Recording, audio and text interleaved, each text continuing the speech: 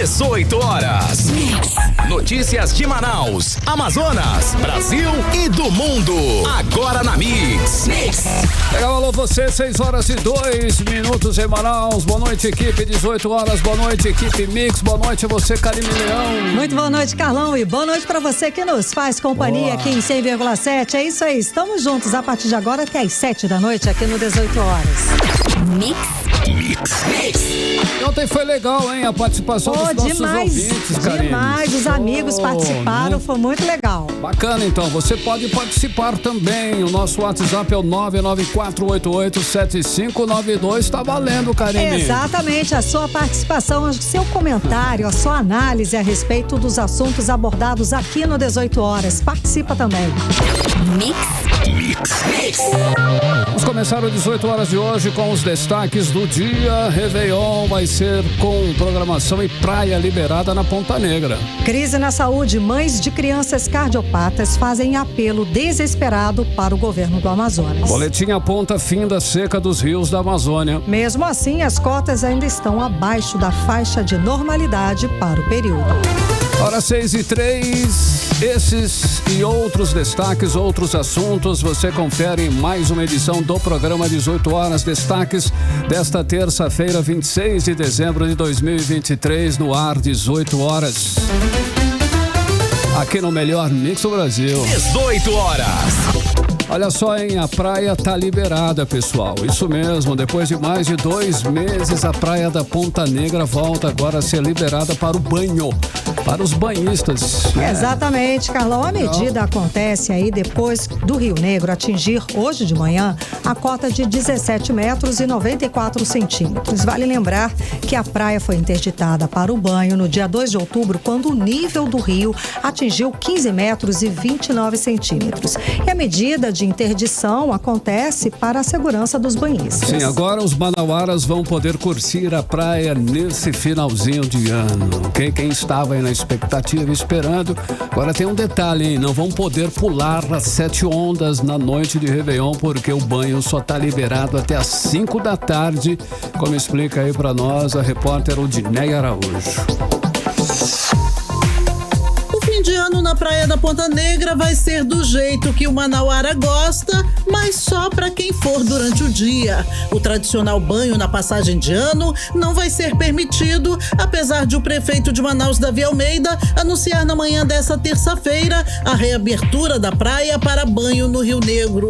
A Ponta Negra foi liberada hoje depois de ter sido interditada para banho no dia 2 de outubro, quando o Rio Negro chegou perto da cota de 16 metros. Segundo o prefeito Davi Almeida, o banho agora está liberado, mas com algumas restrições, inclusive no horário. A partir de amanhã nós vamos liberar a praia da Ponta Negra para o banho do público, pedindo que a população possa nos ajudar, respeitando a delimitação do banho. O banho vai estar liberado até às 17 horas. A praia vai estar aberta com banho permitido até às 17 horas. A atividade nas barracas vai continuar durante a noite também. O rio amanhã já deve atingir os 18 metros, já estamos em 17,94. Nós fechamos a praia com 16 metros e desde o registro da menor marca da vazante para cá, mais de 5 metros já tivemos de subida dos rios. Para o Réveillon na Ponta Negra, quando as pessoas costumam tomar banho na virada do ano, a prefeitura vai adotar medidas para garantir a segurança de quem for ao local. O prefeito Davi Almeida aproveitou para chamar a atenção de quem pretende levar crianças à Ponta Negra. A gente pede também que os responsáveis possam estar com as crianças. A gente encontrou algumas crianças na praia sem acompanhamento e nós vamos tomar medidas nesse sentido, medidas preventivas para que a gente possa resguardar a população que vem utilizar o espaço da praia da Ponta Negra. Laudos e levantamentos solicitados pela Prefeitura ao Serviço Geológico do Brasil e Corpo de Bombeiros auxiliaram tanto no fechamento quanto na reabertura da praia. Udineia Araújo para o 18 horas. Você está ouvindo 18 horas. Legal, 6h07. Olha só que bacana, hein? Vai ter Réveillon também no Largo de São Sebastião agora. A festa vai marcar também os 127 anos do Teatro Amazonas, Karine. Uma festa conjunta. Festança, viu, Carlão? Legal. E o evento, é claro, vai ser gratuito e promete dar as boas-vindas a 2024 em grande estilo, como explica o repórter Rodrigo Soares. A festa da virada em um dos nossos cartões postais, o Largo de São Sebastião, no centro de Manaus, promete ser animada, tocando do boi bumbá, a bateria de escola de samba e com uma queima de fogos de quase 10 minutos para marcar a chegada de 2024. O evento será aberto ao público e tem uma estimativa de receber cerca de 20 mil pessoas, como afirma o secretário de Cultura, Marcos Apolo Muniz. São 10 atrações envolvendo aí mais de 100 artistas, além de todo um aparato técnico, operacional e de segurança para que todos vocês que porventura prestigiem o evento possam realmente curtir com tranquilidade. Teremos na virada da meia-noite uma queima de fogos de 10 minutos de pontos estratégicos ali de cima do Teatro Amazonas, do Palácio da Justiça e ali do prédio da Rádio Rio Mar, fechando ali ao redor do palco, e dessa forma teremos o céu iluminado no Lago São Sebastião. Essa é a primeira vez do Réveillon do Largo. A festa da virada será dividida em 3 blocos. O Bloco da Alegria, com atrações infantis, circo, teatro musical e o Bloco de Abertura. Encerrando a festa, o tão aguardado Bloco da Virada, com shows musicais animando o público até às 4 da manhã. Para garantir a segurança do público, mais de 200 homens da segurança pública devem atuar no local, contando com equipes dos bombeiros, Detran e Secretaria de Estado de Justiça, como explica o secretário executivo adjunto de operações da SSP, Agenor Teixeira. O nosso trabalho é de coordenação, a Secretaria entra com apoio logístico, entra com a parte tecnológica, com nossas câmeras, com todos o nosso aparato de segurança pública e a coordenação dos órgãos integrados para que a gente possa fazer um plano tático integrado que todos nós iremos validar e daí trazer um Réveillon seguro para a população do Amazonas. Menores de 12 anos não vão poder ficar no local após as 10 da noite. Equipe da Delegacia de Proteção à Criança e ao Adolescente devem orientar os pais e responsáveis no local. A festa vai ter shows com músicas infantis, banda Impacto, muito boi bumbá com artistas dos bois de Parintins, Garantido e Caprichoso, além dos pagodeiros Micael e Wendel Pinheiro. Vão ser mais de 10 atrações, dando as boas-vindas para o ano de 2024. Rodrigo Soares para o 18 horas. Você está ouvindo 18 horas. Então agora são 6h10 em Manaus. Olha só, hein? Nós temos uma boa e uma péssima notícia. A boa é que a Petrobras anunciou redução de 7,9%. Seu preço médio de venda de diesel para as distribuidoras, que passa a ser agora de R$ 3,48 por litro nas refinarias a partir de amanhã, quarta-feira, dia 27. A boa, Karine. Então, Carlão, só que essa redução não vale para o Amazonas e essa é a péssima notícia, tá?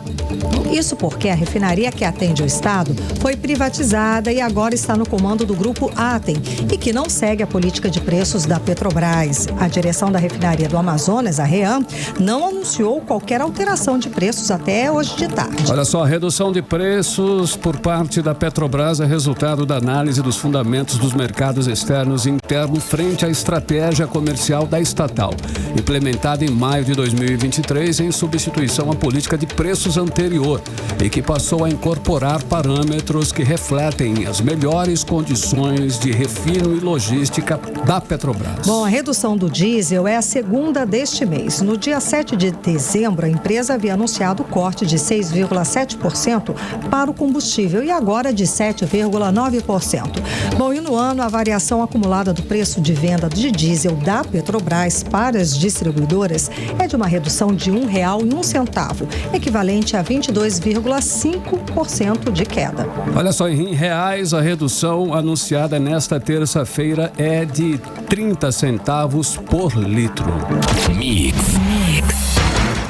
Olha, chegamos ao fim do ano e o governo do Amazonas não resolve o problema do cateterismo que se arrasta por mais 2 meses em casos que ele mesmo causou na saúde pública. Um caos total aí. Crianças cardiopatas aguardam por até 4 meses pelo exame que não é oferecido. Primeiro, a máquina que faz o cateterismo ficou quebrada por mais de 60 dias. Consertaram a máquina, mas agora faltam insumos, material, o que impede, é claro, a realização do exame. Não adianta só a máquina, né? Pois é, Carlão, esse aí é um exemplo claríssimo de como está a saúde do estado do Amazonas. Arruma um lado, mas o resto, toda a cadeia está toda quebrada. Não adianta. É como se você estivesse aí apagando o incêndio, né, com a mão ali, não sei. Porque tá tudo tão caótico que não adianta só consertar a máquina. Falta todo o processo para realizar esse exame de cateterismo. Crianças com problemas cardíacos que precisam desse exame ficam à espera de uma solução que nunca chega. É o caso da pequena Gabriela Sampaio Fonseca, de apenas 2 anos. Ela está internada há quase 3 meses no Hospital do Coração Francisca Mendes, na zona norte de Manaus, que está, claro, aguardando esse tempo todo pelo exame. A repórter Nathalie Moraes, ela está acompanhando esse caso, traz mais informações pra gente agora. Boa noite, Nathalie. Então, a mãe da criança está desesperada, não é mesmo? Boa noite, Karime. Boa noite, Carlão. Boa noite, ouvintes do 18 horas. Karime, assim, é realmente de cortar o coração ver o desespero, a angústia e a dor enfrentada aí pela família da pequena Gabriela Sampaio Fonseca. A gente está falando, Karime, de uma criança de apenas 2 anos e 3 meses que está aguardando aí há mais de 2 meses e meio por um procedimento de cateterismo. Essa criança, ela nasceu com uma cardiopatia congênita e desde que nasceu, né, a mãe vem travando batalhas, né, vem travando lutas, mas agora, Karime, ela está internada no Hospital do Coração Francisca Mendes. Vale a gente reforçar que o Hospital Francisca Mendes já foi referência em procedimentos cardíacos e hoje, infelizmente, enfrenta aí essa triste realidade, né, onde não se consegue fazer um simples procedimento de cateterismo. A gente ficou acompanhando, Karime, que há meses, né, o governo do estado, a Secretaria de Estado de Saúde, não estava realizando o procedimento. Por quê? Porque a máquina estava quebrada. E há um pouco mais de uma semana, o governo do estado encaminhou um comunicado para toda a imprensa amazonense, confirmando a retomada das atividades e dos exames de cateterismo, né, do procedimento de cateterismo lá na unidade do Francisca Mendes. Só que, Karime, o que acontece? A máquina foi consertada, mas o hospital não tem insumos para fazer esse procedimento. A mãe da Gabriela é a Gádara Sampaio Fonseca.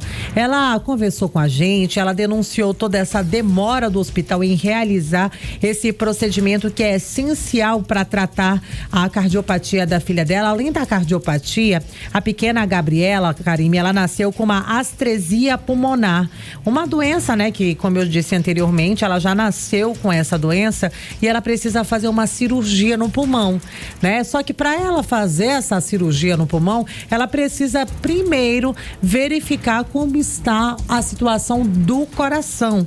E aí, né, com a falta de insumos, a direção do hospital afirma que a máquina do cateterismo está funcionando, mas eles não têm os materiais necessários para essa criança fazer esse procedimento. A gente está falando, Karime, de uma criança de apenas 2 anos e 3 meses que está internada na unidade, né, no Francisca Mendes há pelo menos 3 meses, quase 3 meses, né, lutando aí pela vida para tentar fazer um procedimento para sobreviver. A mãe realmente está bastante desesperada. Ela conversou, ela denunciou a situação e a falta de insumos no Francisca Mendes. A gente vai conferir agora a fala da Gádara Sampaio Fonseca, ela que é mãe da pequena Gabriela. Vamos conferir.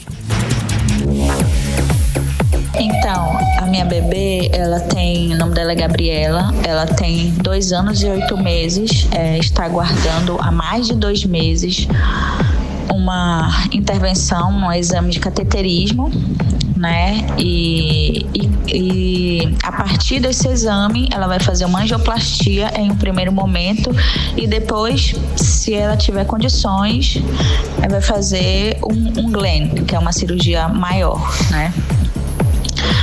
E já estamos aqui, né, como eu falei, há mais de 2 meses e meio, aguardando. Primeiro eles disseram que não tinha máquina de cateterismo, que estava quebrada, não sei o quê. Aí depois de umas semanas disseram que a máquina já estava pronta, estava tudo certo. Mas até então não houve nenhuma resposta pra gente, e pelo que nós sabemos, não está tendo cateterismo porque não tem material, não tem insumos, né, para a realização desse cateterismo e também para as cirurgias, né, no geral. Não tem material para as crianças, na parte pediátrica, não tem material no setor dos adultos também, entendeu? Então, se hoje chegar um adulto precisando de uma cirurgia urgente, não tem material para ser realizada essas cirurgias, porque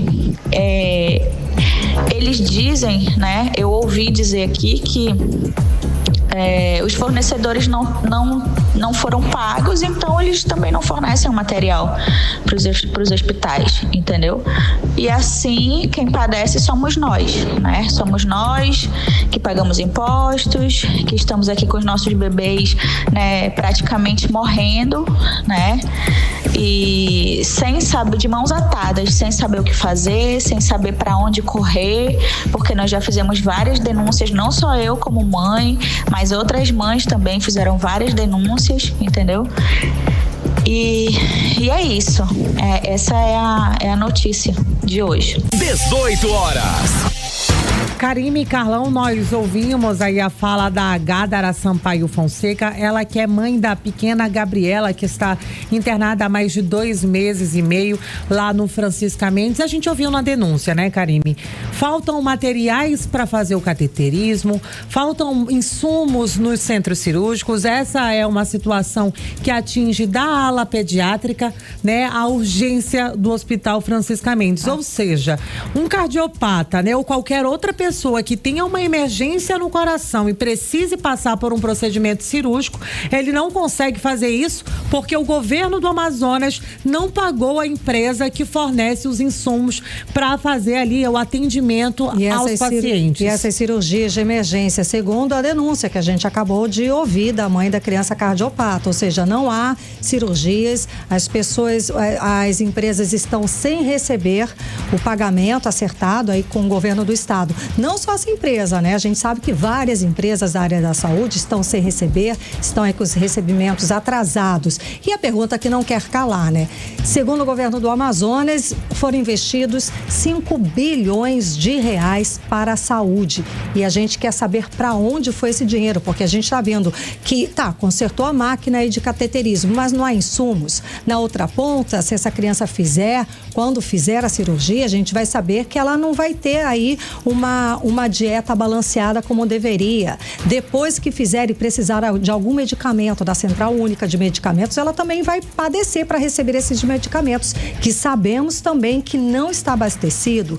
A gente teve informação de que era preciso de pelo menos 400 milhões de reais para acertar toda a questão da Central Única de Medicamentos. Ou seja, está tudo quebrado. Não adianta esconder ou tentar falar, acertamos com os médicos, com algumas empresas. Sim, acertou parte dos salários e parte dos pagamentos atrasados. Mas e toda a estrutura da saúde pública do estado, do jeito que está sucateada, não adianta, gente. Ou se investe com seriedade, com responsabilidade na saúde pública, ou então vamos ter casos assim, de ter máquina, mas não ter insumos, de ter uma coisa, mas não ter outra, de conseguir fazer aí algum tipo de cirurgia, mas lá na ponta não ter os medicamentos para a sobrevida dessa pessoa, ou de faltar técnicos e coordenadores nas UTIs do estado. A gente sabe que está tudo caos, que está tudo faltando, né, Nathalie? Exatamente, Karime. Inclusive, a Gádara Sampaio Fonseca, a mãe da pequena Gabriela, já procurou o Ministério Público aqui do estado e os demais órgãos competentes, né? Mas o problema, Karime, nada foi resolvido. E a filha dela, uma criança de apenas 2 anos, anos e 3 meses, luta ali para sobreviver. Ela é um desespero, é um apelo de uma mãe que pede aí pela compra desses insumos para que a filha possa realizar um procedimento de cateterismo. A gente vai ouvir mais um trecho aí da Gadra Sampaio Fonseca, a mãe da pequena Gabriela. Ela precisa fazer essa intervenção, né, de cateterismo e angioplastia pulmonar. Falta o material para essas 2 intervenções, entendeu? Não sei exatamente quais são os materiais, mas não tem nada de material aqui para realização de cirurgias, nem de cateterismo, nem de nada. 18 horas. Karime e Carlão, nós ouvimos aí, né, a fala da Gadra Sampaio Fonseca, ela que é mãe da pequena Gabriela. E essa, infelizmente, é a triste realidade do hospital que já foi referência no coração aqui no nosso estado, Karime e Carlão. E com dinheiro no caixa, né, Carlão? Foi o governo que mais arrecadou aí em 5 anos, mais de 170 bilhões de reais. Esse ano, 5 bilhões de reais diz que foi para a saúde. Cadê, né, Carlão? É complicado. Nathalie, hoje teve aí, olha só, uma decisão da Justiça Federal que condenou o governo do Amazonas a indenizar a família de vítima de Covid que morreu durante a crise do oxigênio no estado. É isso? Procede essa informação, Nathalie? Procede, Carlão. Hoje, né, a crise na saúde do Amazonas mais uma vez voltou a ser destaque a nível nacional. Isso porque a Justiça Federal no Amazonas decidiu que os familiares de uma mulher que morreu durante a pandemia de Covid-19 devem ser indenizados aí em 1,4 milhão de reais. Mas vale a gente destacar, Karime e Carlão, que essa decisão ainda cabe de recurso. Mas a Justiça Federal determinou inicialmente que o pagamento da quantia deverá ser dividido aí entre os governos federal e estadual, além da Prefeitura de Manaus. Isso tudo por conta da falta de oxigênio que nós enfrentamos aqui na nossa capital em 2021. A família da Leonete Cavalcante Santiago, essa mulher, né, a dona Leonete, ela foi internada em janeiro de 2021 com sintomas críticos de Covid-19. Em seguida, para quem está em casa, né, entender um pouco mais por que essa família, né, deve receber esse valor, a dona Leonete, ela foi internada, né, com um quadro de Covid e ela evoluiu para desconforto respiratório e em seguida, logo depois que ela foi internada, ela precisou de um leito aí, de uma unidade de terapia intensiva. Mas na época, o estado não tinha vaga de UTI. E aí, sem oxigênio e sem vaga de UTI, a dona Leonete faleceu por omissão do estado no dia 15 de janeiro de 2021. A família, Karime, na época, chegou a receber da justiça, né, uma liminar para garantir aí o tratamento intensivo, né, dessa vítima, dessa mulher, mas essa decisão não chegou a ser cumprida porque ela morreu aí vítima de toda essa crise de oxigênio. Na ação, os familiares da Leonete, Karime, eles alegaram que a morte aconteceu durante, né, o colapso, durante a falta de abastecimento de oxigênio por parte do governo do Amazonas. Mas, Karime, vale a gente reforçar que o Amazonas foi o primeiro estado do país a sofrer com os impactos, né, da segunda onda de Covid. As investigações do Ministério Público e da Defensoria Pública mostraram que mais de 60 pessoas morreram aqui no Amazonas, vítimas aí da falta de oxigênio. E mais de 500 pacientes foram transferidos, né, às pressas para hospitais em outros estados em meio a toda aquela crise que nós enfrentamos durante a segunda onda da pandemia. Vale a gente reforçar também, Karime e Carlão, que o governador Wilson Lima, ele já tinha sido avisado, né, de toda essa situação. Exatamente. Em novembro de 2020, né, a empresa White Martins, que fornecia, né, a principal fornecedora de oxigênio para toda a rede hospitalar aqui no Amazonas, chamou o governador Wilson Lima em novembro de 2020. Olha só, governador, se a crise agravar, a gente pode colapsar, a gente pode ter várias centenas de mortes, vai faltar oxigênio. O senhor não quer aumentar o seu pedido?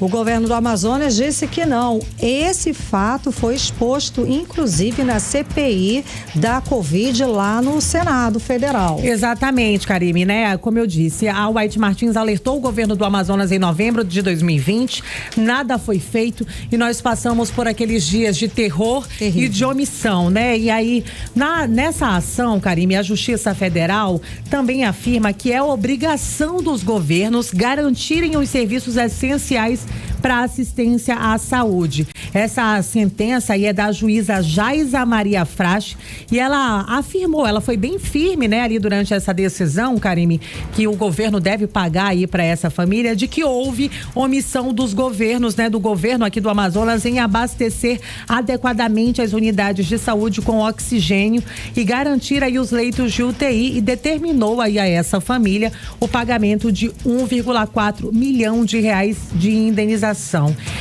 Karime, para a gente entender um pouco mais do porquê dessa determinação, eu conversei com o advogado Rodrigo Michele Correia e ele falou um pouco mais, né, sobre essa decisão e as outras famílias, né? Vamos dizer que você que está aí ouvindo agora o programa 18 horas, perdeu algum familiar durante a pandemia, durante a crise de oxigênio, cabe, né, pedir essa ajuda ao governo? Sim. O advogado esclareceu todas essas informações pra gente. Vamos conferir.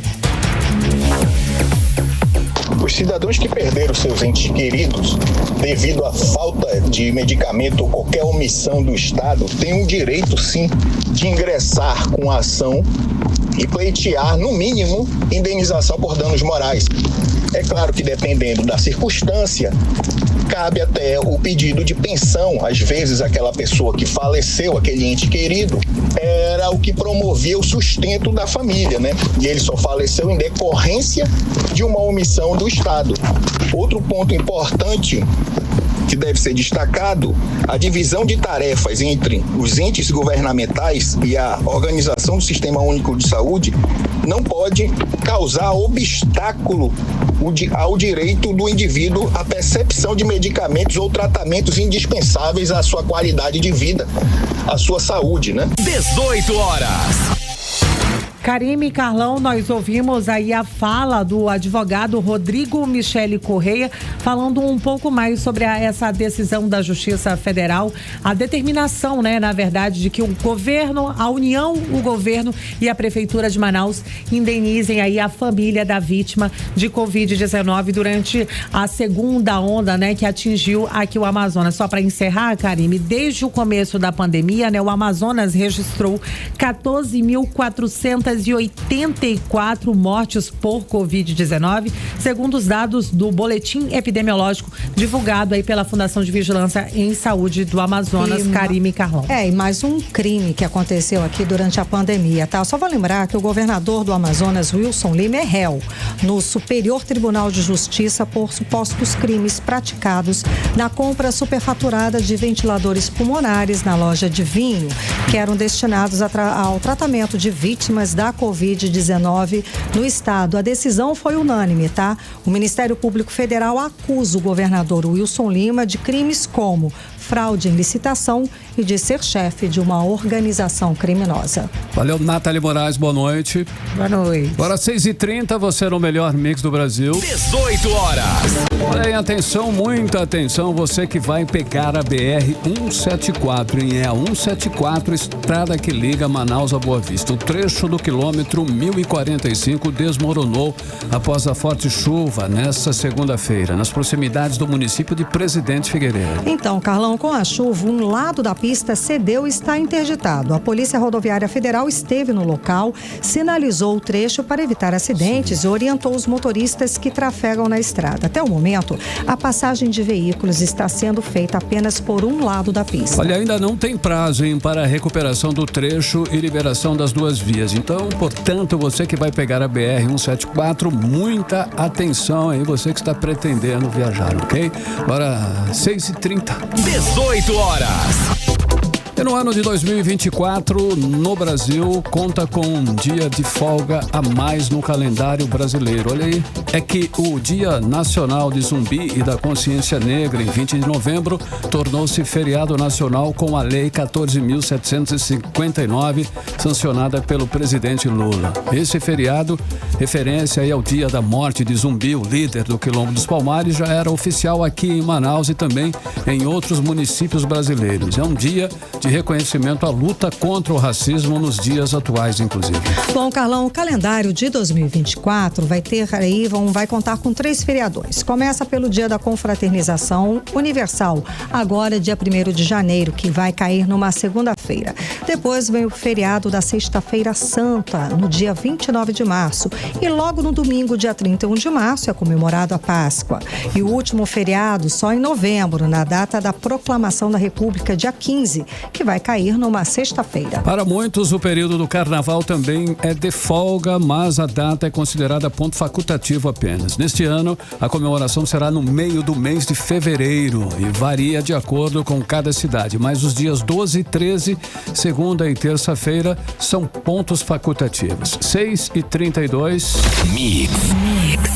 Também, olha, depois de um longo período de estiagem, os rios da Amazônia saíram da classificação de seca, mas ainda estão com níveis baixos, segundo o Serviço Geológico do Brasil, hein, Karine? Bom, e as cotas, Carlão, desta semana já são superiores da vazante de 2010 e melhor, segue com tendência à normalidade.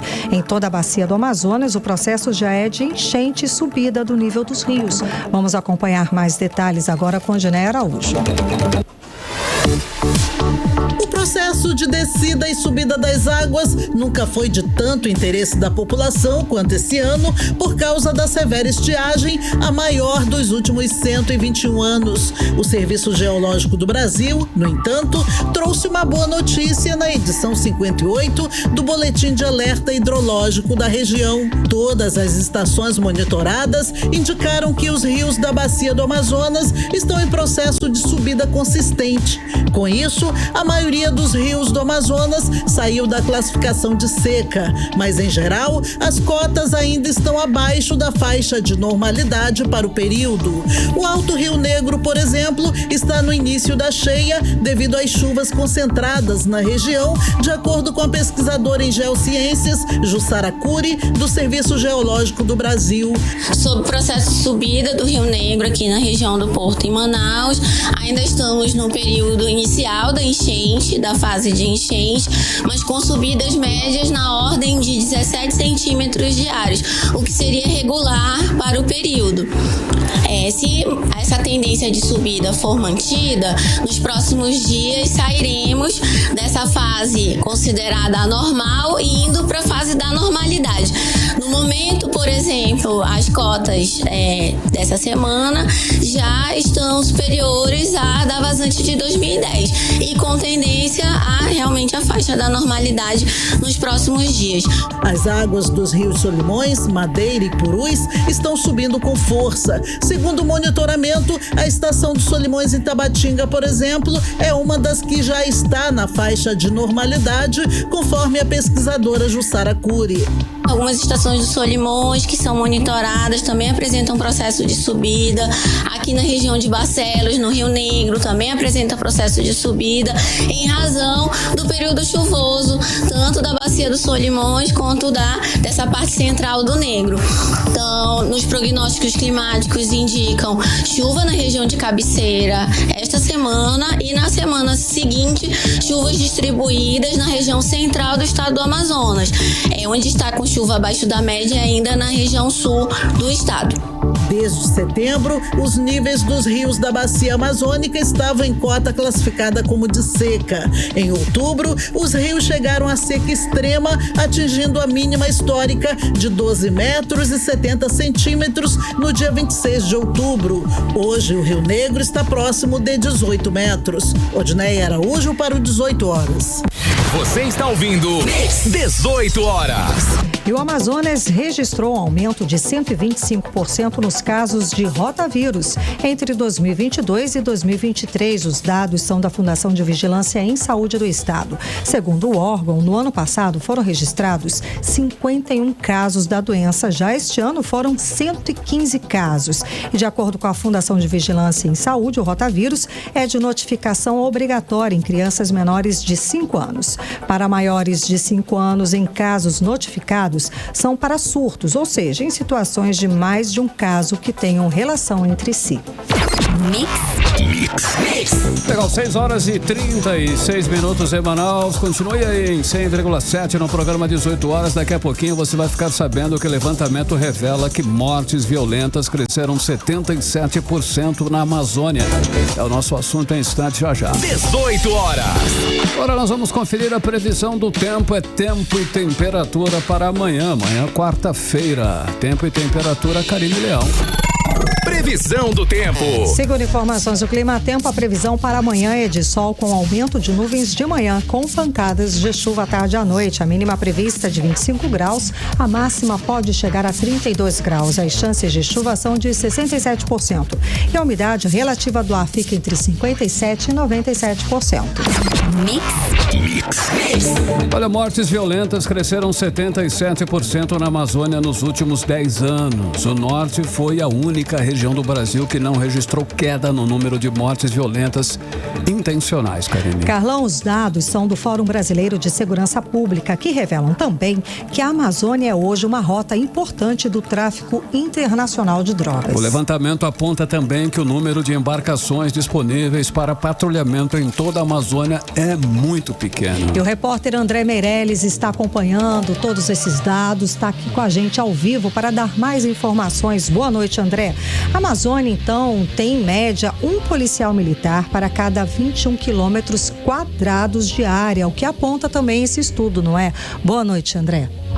Muito boa noite, Karime, boa noite, Carlão, boa noite a você que nos acompanha ao vivo aqui na 100.7, também pelo canal no YouTube. Olha, um novo estudo divulgado pelo Fórum Brasileiro de Segurança Pública tem mostrado aí que a região da Amazônia Legal há bem menos policiais militares nesse território do que em todo o Brasil, né? Como mostra os dados, cada policial é responsável em média pelo patrulhamento de 83 quilômetros quadrados na Amazônia, enquanto no Brasil a proporção cai para 21 quilômetros quadrados, como você falou, Karime. Ou seja, o policiamento é escasso e o número de embarcações disponíveis para fazer o patrulhamento em toda a Amazônia não se compara ao dos policiais militares de São Paulo. Enquanto isso, a população carcerária aqui da região já aumentou em 80% em 10 anos, mas o número de agentes policiais, segundo esses dados, ainda não é compatível com todos esses, o número de carcerários, né?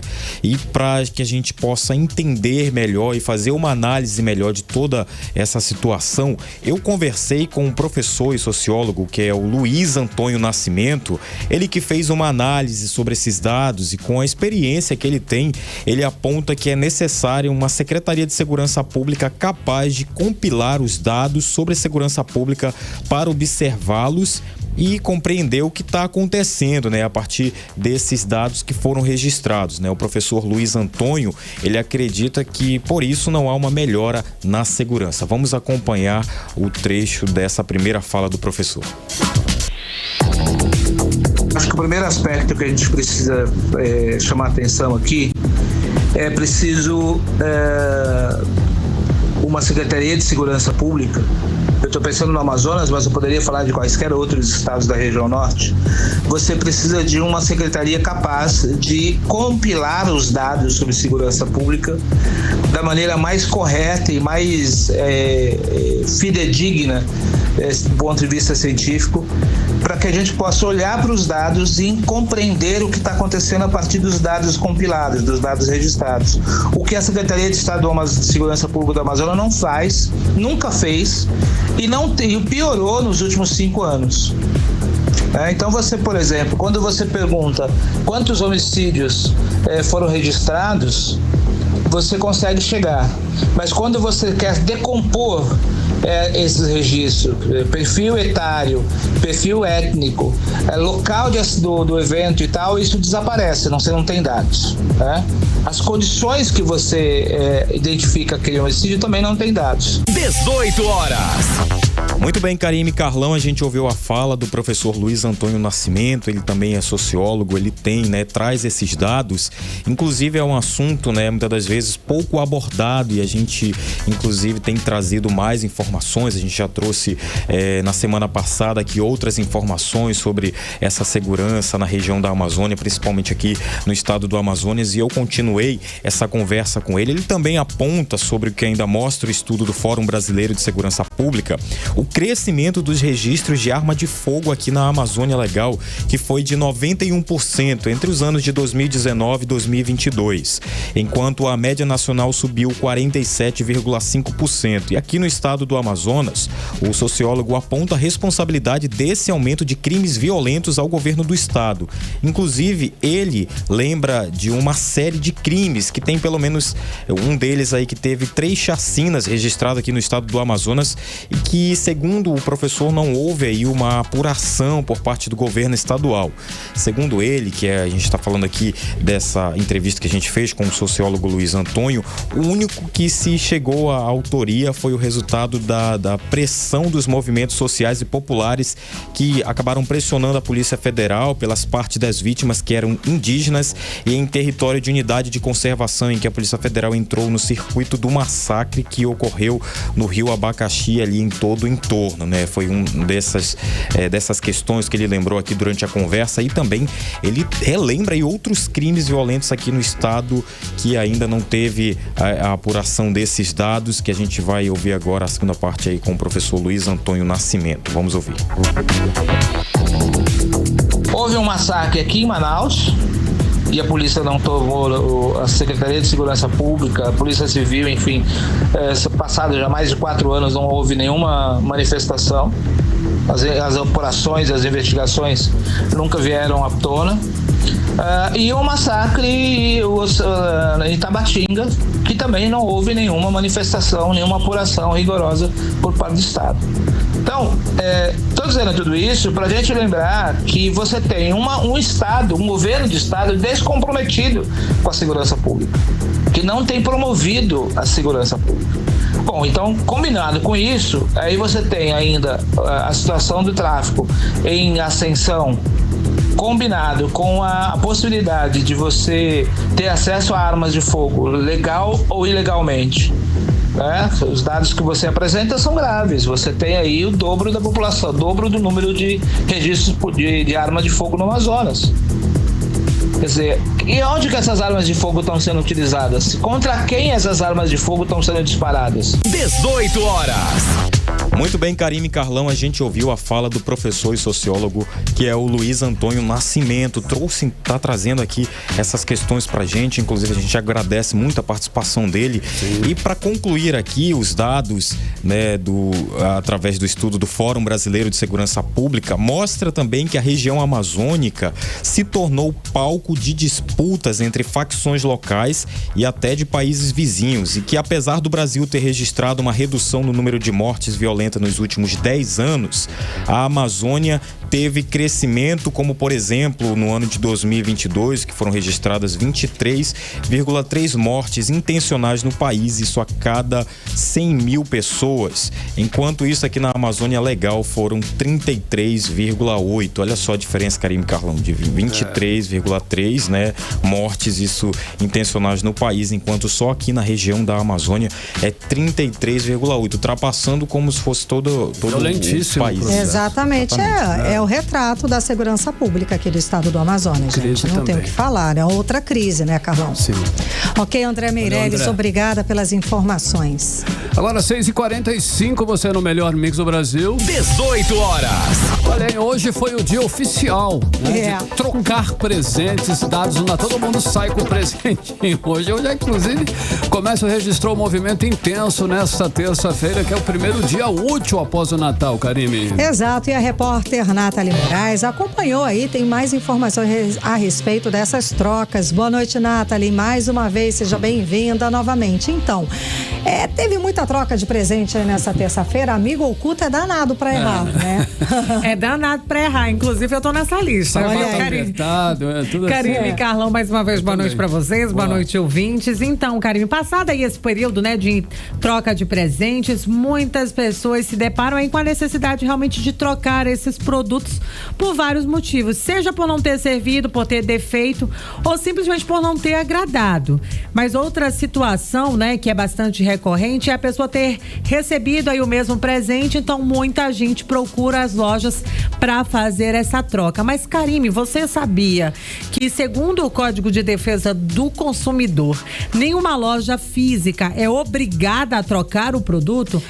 A não ser que ele não apresente, ser que ele apresente algum defeito, né? Mas aí o que acontece? O cliente só tem direito à troca e à possível substituição se realmente, né, o aparelho, ou a roupa apresente algum defeito.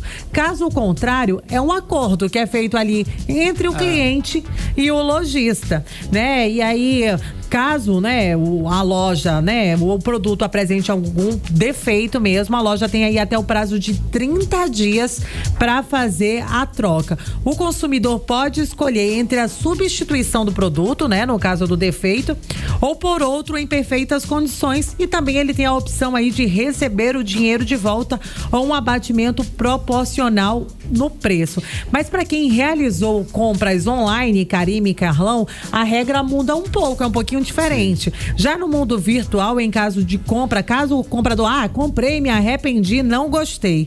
O comprador tem aí até 7 dias para cancelar essa compra, contados aí do dia do recebimento do produto ou da assinatura do contrato. Caso a loja não respeite aí essas condições propostas na hora da compra, o consumidor é protegido pelo Código de Defesa e pode alegar o descumprimento da oferta e também o ressarcimento integral do valor pago, desde que o cliente consiga provar que o combinado foi violado. Então, Karime e Carlão, é importante, né? Não foi às compras, vai fazer compra agora pro período de Réveillon, verifica se na loja tem ali o livrinho, né? O Código de Defesa do Consumidor, pergunte do lojista, vou comprando esse vestido aqui, tô comprando essa roupa, posso fazer troca, caso não sirva, né? Hora, esse acordo, que fique bem claro, esse acordo de troca ou não é firmado na hora da compra, exatamente, entre o lojista, exatamente. Aí na hora ali da compra, eles estabelecem, o lojista estabelece a regra, tem que guardar a etiqueta, tem que vir com a embalagem, enfim, é um acordo que eles estabelecem ali na hora. Exatamente, Karime, tá bom, né? Exatamente. O ponto mais importante nesse momento da troca de presente, né, que não agradou tanto, é a nota fiscal. É importante, né, que quem deu o presente tenha incluído aí um comprovante válido para que a pessoa possa aí fazer a troca. Caso o documento não tenha se perdido, né, tem que ter ali pelo menos um comprovante. Se perdeu, chega lá, tenta pelo menos. Mas é importante você guardar ali a notinha fiscal para poder garantir essa troca. É isso, essas eram mais dicas, Karime e Carlão. Nathalie, obrigada. Valeu, Nathalie. Agora 6h49, você no melhor mix do Brasil. 18 horas. Chegou a hora da gente conferir os assuntos da política local, da política amazonense com Cíntia Blink, que já está aqui ao meu lado. Cíntia, conta pra gente, já estamos falando aí em eleições de 2026, gente. A gente já pulou até 2024, porque parece que o senador Omar Aziz, ele admitiu pela primeira vez que ele quer vir para governo do estado, é isso? Boa noite, Karime. Boa noite, Carlão. Sim, senador Omar Aziz, para surpresa de absolutamente ninguém, disse que se houver oportunidade em 2026, lógico que quero ser candidato a governador. Ele falou isso na Rádio Difusora, numa entrevista hoje de manhã. Ele disse que gosta de servir ao povo. A gente já vem desenhando, né, esse comportamento, assim como o governador Wilson Lima certamente virá candidato a senador. o senador agora, o Marazis, pretende sim voltar aí ao poder executivo, voltar ao cargo de governador em que ele já atuou, e ele dessa vez falou isso com todas as letras em uma entrevista. Então daí temos a novidade, né, vindo ali da boca dele, que ele sim gostaria. Portanto, vai, se tiver oportunidade, como ele falou aqui, lutar por esse cargo. E aí vamos ver. Ainda não aconteceu pesquisa de 2026, mas como as de 2024 já aconteceram todas no meio do ano, eu também não vou ficar surpresa se aparecer logo aí pesquisa do que vai ser em 2026. Até porque para Senado a gente já sabe também quem vai querer, né? Uma vaga. Exatamente. Karime, Carlão. Ei, Cíntia, olha só, tem novidade aí sobre a nomeação do deputado Fausto Júnior para o secretariado de Wilson Lima. Tem uma nova, uma boa? Consigo te contar que ele assume dia 1º de janeiro. Olha aí. Apesar de que ainda não está no diário, mas já é sabido que ele vai para a Sedurb, que hoje é ocupada pelo secretário Marcelo Campelo, que ficará por lá também, mas não no cargo de secretário. Ele fica ali no executivo, mas continua trabalhando na pasta, enquanto Fausto Júnior assume a secretaria que hoje é ocupada por Marcelo Campelo. Então, dia 1º a gente tem novidade aí no diário, ano novo, secretário novo. E temos, né, consequentemente, Paulderney Avelino em Brasília. A gente já tinha contado essa parte, mas isso também soluciona aquela questão do União Brasil. E aí, solucionado o caso do partido, é possível caminhar aí para todas as eleições que virão, enfim, fazer todas as configurações necessárias. O Wilson Lima, governador, está em um momento muito bom de controle dos partidos. E tanto é que ele está sendo assediado, digamos assim, né, por todos os outros que querem ser candidato a prefeito, porque é um recurso importante ter o governador apoiando. Karime. Agora outro recurso importante é ficar conhecido também, para as pessoas lembrarem aí de um nome quando é um candidato. Eu tô falando de Roberto Cidade, parece que ele tá bem agressivo aí na comunicação para se tornar conhecido, para se tornar um nome possível aí para a prefeitura, não é, Cíntia? É que passou o Natal e o presidente da Assembleia Legislativa, deputado Roberto Cidade, ele fez aí alguns cartazes, colocou o rosto dele em alguns lugares de outdoor de LED, eu não sei bem como chama aquilo, mas enfim, aquele outdoor que é luminoso. Nos sites de notícia também. E ele falou, desejou um Feliz Natal. É um cartão de Natal? Mas ele é um político em um tempo praticamente aí pré-eleitoral e é visto como uma forma de se fazer conhecer. Tem segundas intenções ali, né? É mais que um cartão que deseja um Feliz Natal e próspero Ano Novo e lembre de mim, entendeu? Vai além, vai além. Gente, tem uma novidade que eu tô vendo que tem tempo, então eu posso contar que acabou de sair hoje no Diário Oficial da Câmara Municipal de Manaus, vai passar a ter ponto eletrônico. sim. O que isso significa? Significa que vai dificultar a vida de algum servidor fantasma. Servidor fantasma é aquele que tem o nome na folha de pagamento, mas na hora de trabalhar não vai. Então, se tem o ponto eletrônico, esse ponto eletrônico vai ser via satélite, pelo celular, mas também com o uso de biometria. E biometria é com o rostinho da pessoa, né? Ou com o dedo, enfim. Mas aí já exige uma presença, portanto, isso faz com que evite... Lembra daquele meme que fala assim, senhora, que é a pessoa que está pegando o dinheiro, mas não sensacional. Vai. Exatamente. A ideia é pra fazer evitar casos sumir assim, isso. Né? Já funciona dessa forma no Tribunal de Contas do Estado do Amazonas e agora a Câmara Municipal de Manaus adota aí essa tecnologia contra os fantasmas. Passa a funcionar a partir do dia 1º de fevereiro, segundo consta no diário. Tem um tempo bom, né, para instalar, mas enfim, vai funcionar. Tá ótimo, então. Obrigada pelas informações. Cíntia Blink, até amanhã. Até amanhã. Beleza, Cíntia. Agora 6h55, você no melhor mix do Brasil. 18 horas. Economia. Agora vamos conferir os indicadores econômicos de hoje. O dólar comercial fechou o dia em queda de 0,79%, cotado a R$ 4,82. O euro fechou em queda de 0,52% aos R$ 5,32. O Bitcoin fechou o dia desvalorizado em menos 4,24% aos R$ 205.233. O Ibovespa fechou em alta hoje de 0,53%. 1,5% e fechou aos 133.457 pontos. E o mercado financeiro reduziu a expectativa de inflação para este ano e para 2024. Para 2023, a expectativa recuou de 4,49% para 4,46%. Para o ano que vem, a estimativa de inflação caiu de 3,93% para 3,91%. Sobre o resultado do Produto Interno Bruto, PIB, de 2023, o mercado financeiro manteve a projeção de crescimento de 2,92%. Mix 18 horas. Esporte. É o Giro Esportivo, Cid Soares na área. Cid Soares, nós temos já alguma novidade aí com relação ao mercado da bola nesse primeiro dia útil após aí o Natal? Tem alguma? Cara, novidade vai ter o tempo inteiro. Sim, sempre tem, né? Mas eu vou começar por aqui, tá? Na última semana aí do ano, né, o Rio Negro é o único clube das 10 equipes do estadual que ainda não anunciou nenhum jogador. O técnico Sidney Bento confirmou que o time tem acertos encaminhados, mas a apresentação do elenco só deve acontecer na segunda semana de janeiro, a 11 dias da estreia contra o Manaus. E de acordo com a tabela divulgada pela Federação Amazonense de Futebol, a FAF, a estreia do Rio Negro Clube no estadual será contra o Manaus no dia 21 de janeiro, às 3h30 da tarde, no Estádio da Colina. E o campeão da Série C, né, do Campeonato Brasileiro com o Amazonas, o volante Xavier, que recentemente renovou com o clube por mais um ano, postou em suas redes sociais uma foto com o diploma da CBF Academy, mostrando que concluiu o curso da entidade máxima do futebol brasileiro, e o volante aurinegro concluiu a licença B, graduação que lhe dá credenciais para trabalhar como técnico de qualquer equipe sub-20. Isso é muito legal, continuar estudando, né? E o Vasco vai exercer a compra e adquirir em definitivo, né, o lateral direito Paulo Henrique, junto ao Atlético. Ele atuou em 14 partidas da Série A do Campeonato Brasileiro, contribuindo com um gol e uma assistência. E as partes acertaram aí os últimos detalhes da documentação e assinatura para o anúncio oficial da permanência do atleta no Rio de Janeiro.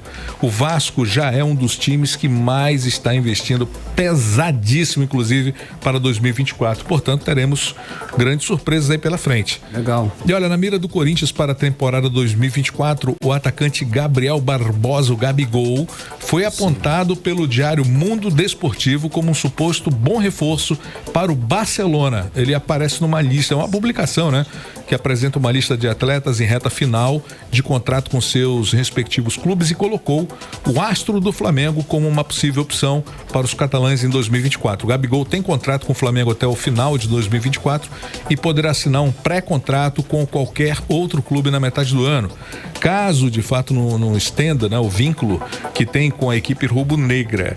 E de acordo ainda com o Mundo Desportivo, o centroavante chegou a estar de fato na mira do Barcelona no passado e elogiou os números do jogador em 2023. Ao todo foram 20 gols, 4 assistências em 58 partidas. Para encerrar, o Santos oficializou nesta terça-feira aí a contratação do meia atacante Juliano, ex-Corinthians, por uma temporada. O atleta chega à Vila Belmiro para a disputa do Campeonato Paulista e do Campeonato Brasileiro da Série B. O contrato do atleta prevê uma opção de renovação por mais um ano. Era o que tínhamos para hoje, meninos. Obrigada, Cid Soares, pelas informações. Até amanhã. Valeu, Cid. Até amanhã. Mix. E os microempreendedores individuais têm até o dia 31 de dezembro deste ano para regularizar pendências com a Receita Federal e evitar a exclusão do Simples Nacional. Segundo a Receita Federal, até setembro, pelo menos 394 mil estavam com regularização pendente, 394 mil mês. Os débitos de todos eles somavam aproximadamente 2,25 bilhões de reais. E o acerto pode ser feito por meio de 2 sites, o portal do Simples Nacional e o portal E-CAC do Fisco. Há também a opção da plataforma gov.br, mas é preciso ter uma conta nesta plataforma nível prata ou ouro. Agora em Manaus, 6 horas e 59 minutos. Seguimos direto para o Editorial 18 horas. Editorial 18 horas. O ano de 2023 está chegando ao fim. Foram longos dias dolorosos para os amazonenses. Seca dos rios, recorde, estiagem prolongada, calor extremo e um estado tomado pelo crime organizado.